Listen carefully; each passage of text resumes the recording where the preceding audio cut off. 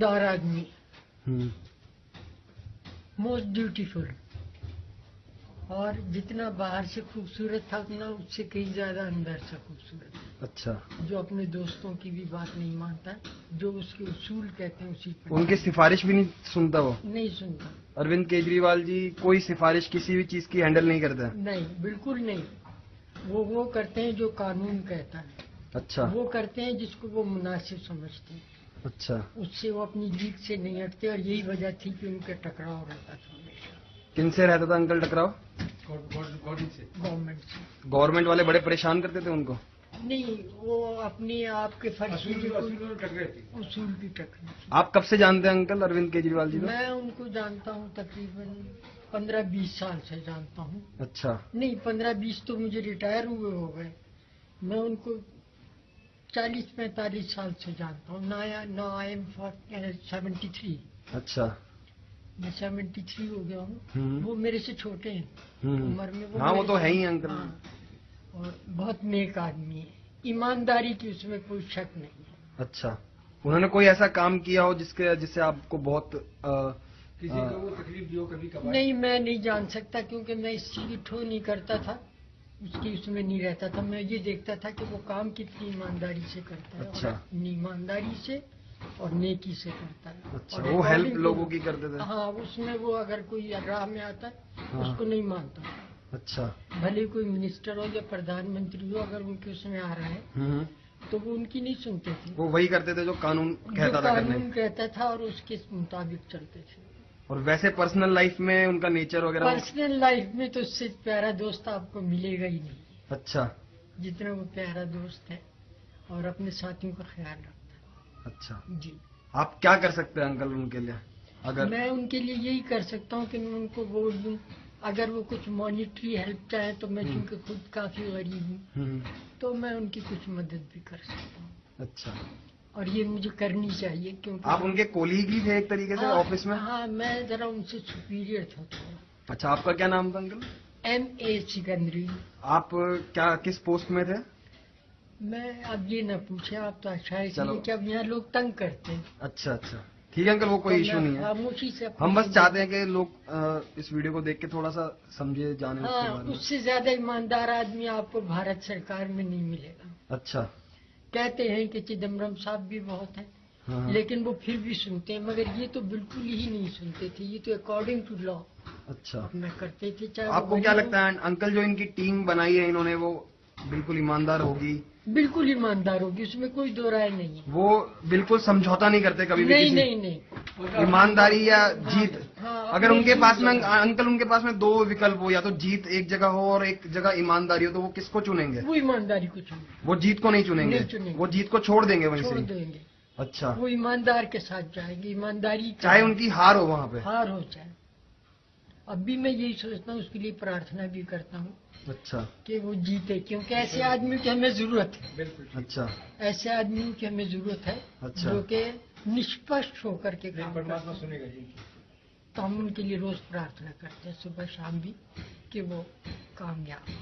Thank you uncle, आपका बहुत बहुत। बहुत बहुत धन्यवाद, आपसे मिल गए। अंकल, हमने सुना है कि वो टेबल अपनी खुद साफ करते थे? जी, इसमें कोई शक नहीं है कि वो साफ करते थे, अच्छा लेकिन हमें जरा अच्छा नहीं लगता था। अच्छा, कि वो खुद क्योंकि साफ जिसका- करें? हाँ, वो खुद साफ करें। तो हमने उनसे कहा कि भाई आप पहले पहुंच जाया करो जरा उनसे। कौन, किसको?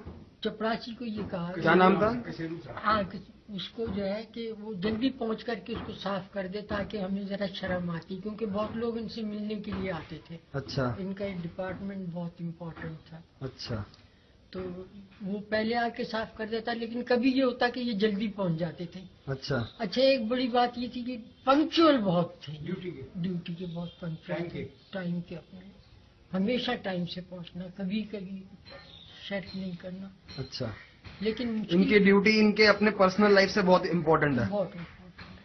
अच्छा, बिल्कुल ठीक। ऐसे ऐसे अफसर आपको लगता है कि और बचे हैं कुछ देश में? हाँ, अभी है, अभी हैं, तो सारे चल- लेकिन उनका मॉरल अभी बहुत डाउन है। इनमें ये बात नहीं थी। इनमें ये बात नहीं थी कि आप इनको प्रमोशन का या किसी चीज का लालच नहीं, हाँ हाँ हाँ, ये अपने लालच काम में नाम की कोई चीज नहीं, ये अपनी duty is duty. Duty is duty। बिल्कुल सच बात है ये हमेशा अपनी ड्यूटी को अपनी पूजा समझते थे। अपने काम को अपनी पूजा समझते थे। और देश के बारे में इनकी क्या ख्याल थे अंकल? ये बड़ा देशभक्त है, इसके बारे में कुछ कहना बहुत मुश्किल है, और कहना हो तो बहुत लंबा है। इसके लिए तो फिर आपको पूरा दिन लग जाएगा, 2-4 दिन भी, महीना भी लग जाएगा। ये इन्होंने देश के लिए, देश की सेवा में इतना अपना टाइम दिया। और आइंदा भी मेरा ख्याल ये है कि ये इसको जब होश आएगा, और अब ये गरीबों की तरफ चूंकि ज्यादा इसका ध्यान हो गया, तो अब गरीबों में जागृति आएगी और वो अपने उसको सोचेंगे। और अच्छा। ये उसको जो है, इसकी प्लानिंग बहुत अच्छी है। ये बहुत दिमागदार आदमी है हाँ, अंकल, ये बहुत ज्यादा दिमागदार आदमी है। हाँ।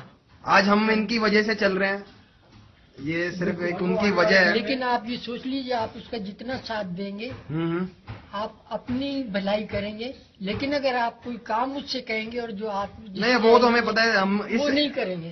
अंकल यहाँ पे एक भी वॉलेंटियर आने वाला, उनके साथ कोई समझौता अंकल यहाँ पे एक भी वॉलेंटियर आने वाला ऐसा नहीं है जो अपने फायदे के लिए आता हो। मैं भी अपना नहीं, काम छोड़ के आया हूँ। बहुत से लोग हैं इनके साथ, जितने भी मिलेंगे, कांग्रेस ले लीजिए या बीजेपी ले लीजिए, इनके साथ। ये आज मैंने अखबार में पढ़ा कि वो हर्षवर्धन सिंह बल्ली जो हमसे बहुत लड़ता था, इसको याद होगा केजरीवाल जी को, कि वो बहुत ही गलत बातें करते थे, लेकिन क्या कि वो जो है पलट गए। अब उस हर्षवर्धन सिंह बल्ली जो 20 साल से उनके साथ था बीजेपी के साथ में, अब वो कांग्रेस में आने की सोच रहे हैं। अच्छा, वो आम आदमी में क्यों नहीं आया? फिर आता इनके साथ। जितना इतना ईमानदार था तो आता ही ये इनके तो साथ। एक ही कॉइन के दो रुख हैं, चाहे वो बीजेपी हो या कांग्रेस। बिल्कुल ठीक कहा आपने, एक कॉइन के two side, two side of a coin. तो इनको चाहिए, ये जो लोग जितने भी डिसर्टेड होते हैं, अब ईमानदारी की तरफ आओ। अब मेरे दिन कितने हैं, अब भी अगर मैं सच बात ना कहूँ तो क्या फायदा। बहुत अच्छी बात है। ये करोड़ों की बना सकते थे, करोड़ों। इसमें कोई शक नहीं है, लेकिन आज आप देख लीजिए कि ये मेरा घर है 46 गज का। आज तक नहीं, वो भी रिटायरमेंट के बाद लिए। आपकी ईमानदारी आपके अपनी आप पता लग रही है। बनाई मैंने बड़े उससे, वो भजन लाल जी ने मदद की। इसने भी कहा था कि बना ले, कि सच कहाँ छुपाएगा। तो मैंने कहा जो मेरी किस्मत होगी। लेकिन ये कि रिटायर होने के बाद में जब उन्होंने रिटायर किया तो मुझे बाहर जाना पड़ा, तो मैं वहाँ 20 साल लगा करके आया। जब वापस आया तो सोचा अब कहाँ रहूँगा, तो अपने बेटे से कहा कि भाई कोई मेरे लिए झोंपड़ी देखो।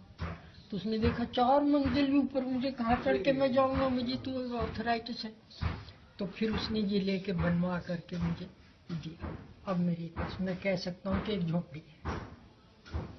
और वो भी इनकी बेईमानी देखिए। जवाहरलाल ने ये कहा था, मैं उस वक्त काफी यंग था, तो उसने ये कहा था कि 50 और 60 गज पे कोई टैक्स नहीं लगेगा, बल्कि 100 भी कहा था उसने, मुझे अच्छी तरह से याद है कि इस पर प्रॉपर्टी टैक्स या कोई नहीं लगेगा। ये 47 गज पर भी मुझसे प्रॉपर्टी टैक्स ले रहे हैं, मैं आपको रसीदें दे सकता हूँ। अच्छा, अप टू डेट। और इसका ये कहना था कि ये जो लोग हैं इनके लिए पानी, केजरीवाल को याद ही नहीं होगा गरीब को, कि ये कहता था कि जो रिटायर हो उसको पानी, बिजली और प्रॉपर्टी से उनको टैक्स फ्री कर। ये आज तक किसी को याद नहीं है। शायद केजरीवाल जी को भी खुद याद अच्छा। नहीं, लड़े भी थे। ये वर्ड नेहरू के वर्ड थे। हाँ, तो कोई भी नहीं है। अब हमारी ये अंकल हमेशा से ऐसे ही लड़ते ही आए हैं क्या, सिस्टम नहीं, से, नहीं, करप्शन से? नहीं, करप्शन से तो लड़ता था ये। अच्छा, हाँ बिल्कुल। किसी ने जरा सी कोई बात इनकी उसके खिलाफ कह दी, ये नहीं बख्शते थे उसको। हम लोग फिर भी कहते थे केजरीवाल थोड़ा ख्याल कर लो, कहने नहीं अगर ख्याल करूंगा तो ये कल फिर आएगा। अच्छा, मतलब वो आपकी सिफारिश तक वो सुनते नहीं थे? नहीं, जहाँ दोस्ती है वहाँ सिर्फ दोस्ती पर्सनल है, वो काम में कोई दोस्ती नहीं है। अगर वो खराब होगा तो उसको उसकी रिमांड भुगतनी पड़ेगी, उस चीज में पड़ेगी। You will have to face yourself. He such a nice man.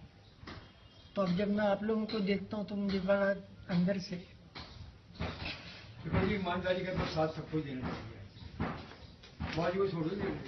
अंदर से मुझे खुशी होती है, लेकिन पता नहीं क्या। लेकिन आपको ऐसा लगता है कि आप कुछ नहीं कर पा रहे हैं? हाँ, कुछ नहीं कर पा रहा हूँ, क्योंकि मैं बिल्कुल, देखिए ये मेरी टांगें सूख चली है, ये देखिए ये मुड़ गई है हड्डियाँ। अंकल मैं आपकी बात बिल्कुल तरीके से समझ सकता हूँ। ये देखिए, आज आपकी जैसे फीलिंग रखने वाले ऐसे बहुत सारे लोग हैं जो बाहर रहते हैं, जो आ सकते हैं वो आ रहे हैं, जो नहीं आ सकते हैं वो वहां से कर रहे हैं। आपकी देखिए, मैं ईमानदारी से अगर एक बात कहूँ तो ये जितने अपने आप को नीच समझ रहे हैं, जितने आप को कमजोर समझ रहे हैं, इन सबको मिलके केजरीवाल के साथ आ जाना चाहिए। जो आदमी अपने आप को कमजोर समझता हाँ, है, हाँ। अगर वो केजरीवाल के साथ मिल जाए, केजरीवाल उनको सपोर्ट दे दे और ये उनको सपोर्ट दे दे, वो सपोर्ट ऐसी देगा जो कि इससे ज्यादा आप हम जिसे कहते हैं ना, सोच से बाहर देगा, सोच से भी अच्छी है। हम मतलब इतना सोच भी नहीं सकते जितना कि वो हमारे को दे देगा। और ये न सोचिए कि ये इलेक्शन के टाइम है ये है, ये हमेशा से अगर आपको कभी तकलीफ में देखेगा तो आप कैसी गंदी बस्ती में रहते हैं, कहीं भी रहते हैं, वहीं पहुंच जाएगा। अभी देखो जलपोर्ट वाले हैं, इनको ये लेने वाले हैं, पैसे देते हैं। हाँ हाँ वो तो ठीक है, इसीलिए तो हम भाई चल रहे हैं। 15 मई से लेकर के 1 अगस्त तक मेरे एक बूंद पानी नहीं आया। जरा सोचिए कितने दिन हो गए। आपके एक साहब आए थे तो मुझे उसी वक्त ख्याल आया, उसे देख करके केजरीवाल होता तो पैंट को ऊपर करके कहता इनकी ऐसी तैसी, और चढ़ जाता कि ये क्या हो रहा है। किसी ने नहीं की। मैंने इनके चीफ इंजीनियर को कांटेक्ट किया, उसका रिकॉर्ड है मेरे पास। मैंने दिल्ली के जो मिनिस्टर है हारून, उसको कांटेक्ट किया। इनके जूनियर इंजीनियर को किया, यहाँ बैठा सादिक, एक ने मुझे आके विजिट नहीं किया। लेकिन अगर उसको मालूम हो जाता तो सब छोड़ के चल देता। अरे तो 2 टाइम ना जाएगा, वो 2 टाइम ना अंकल वो इसलिए आते कि आप उसके दोस्त हो, या इसलिए आते कि आपका नॉर्मल आदमी हो, इसलिए आते? हाँ, नॉर्मल आदमी के लिए। अगर कोई नॉर्मल आदमी भी उनसे कोई कंप्लेंट करेगा तो वो उसको भी उसी तरह विजिट करे? बिल्कुल बिल्कुल। ये नहीं कि आप दोस्त हैं या उनके वर्कर हैं तो इसलिए आपके वो ध्यान देंगे, नहीं। कोई एक छोटे से छोटा आदमी, इवन सफाई करने वाला कर्मचारी, उसको कभी वो जो शब्द ये इस्तेमाल करते हैं वो पता नहीं कब से नहीं करता। वो कहता था कि ये कर्मचारी जो है ये ज्यादा इम्पोर्टेंट है हमसे भी। ये अगर ना हो तो हमारी सड़कें कैसे साफ होंगी, हम घर में मर जाएंगे घुट के। उस वक्त ये ड्राई लैट्रिन हुआ करते थे, तो उसको वो साफ करके सर पर उठा के ले जाते। वो जब से खिलाफ था, ये तो बाद में लाए। उसकी तो जो जितने पॉइंट्स थे वो बहुत ही स्ट्रांग थे। उस जैसा आदमी तो मिलना मुश्किल है। ये हमारी खुशकिस्मती है कि वो खुद हिम्मत करके आ गया है। उसने सबको लात मार दी, वरना कौन आइए इसको छोड़ता है, आप मुझे बताइए। कोई नहीं छोड़ेगा अंकल। फिर देखिए कि आज अगर मैं रिटायर हूँ तो मैं क्यों शेयर हूँ कि मुझे मेरी वो जो है पेंशन वो मिलती है। हाँ ठीक है, मैं उस पर चलता हूँ। उसने उसको भी लात मार दी, पेंशन को भी लात मार दी, पेंशन भी नहीं मिलती है उनको। नहीं, वो पता नहीं किस तरह से गुजर कर रहा है, और वो जरूर सक्सेसफुल होगा, ऐसे मेरी आपके आशीर्वाद। मेरी ये नाथ अगर होते तो मैं आपको बुला देता, तो वो बताते कि हम कैसी एक दूसरे को गालियां देते थे, किस तरह चलते थे मिलके। उसको धक्का भी ये दे जाएगी फिल्म उनके पास, पहुंच जाएगी, पहचान लेगा।